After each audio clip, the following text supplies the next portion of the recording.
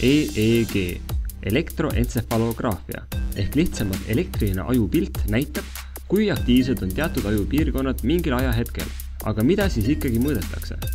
Aju koosneb palju muu hulgas miljarditest närvirakkudest ehk neuronitest, mis edastavad omavahel infot elektriliste ja keemiliste sõnumite abil. Neuronite ja nende vahetu ümbruskonna pinge muutusi püüabki EEG turvaliselt peanahalt tuvastada. Ühe närviraku poolt tekitatud elektrilaeng on tavamõistes aga ülipisike. Mõõdetava signaali tekitavad 100 000 pyramidaalrakud aju pindmistes kihtides. Signaali aitab võimendada fakt, et need rakud on enamasti samasuunalised ning aktiveeruvad suurte gruppidena. Salvestatud signaali peab veel kõvasti ka digitaalselt võimendama, et sellest midagi kasulikku välja suudaksime lugeda. Nõrkade ajusignaalide kõrval leidub EEG-s ka palju muud, näiteks silmade liikumisel tekkivaid suuri väljalööke, muud muskli aktiivsust ning pahatihti ka keskkonnas olevate elektroonikavidinate signaale. Selle tõttu tehakse teaduslikke EEG katseid spetsiaalses ruumis ja võimalikult paigal olles.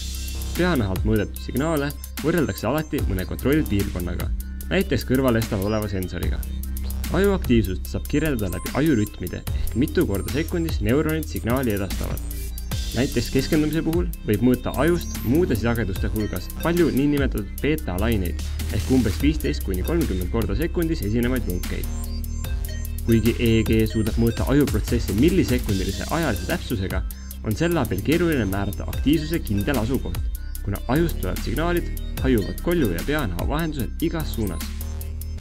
EEG on suureks abiks teadusuuringutes ning ka näiteks unehäirete diagnoosimisel, mida tavalise vaatluse teel kindlaks teha ei saaks.